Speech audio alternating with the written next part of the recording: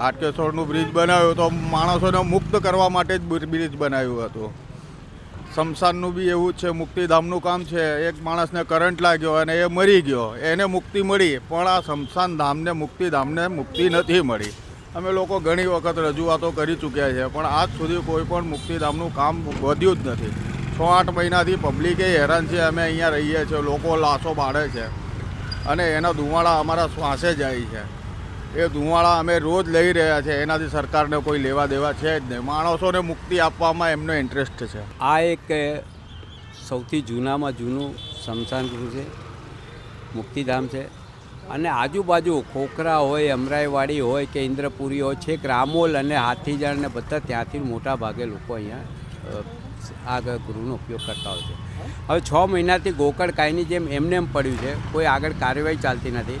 હવે જ્યારે પિલ્લરો નાખવામાં આવ્યા ત્યારે પાણી નીકળ્યું છે. હવે એની સામે કોઈ જોતું નથી.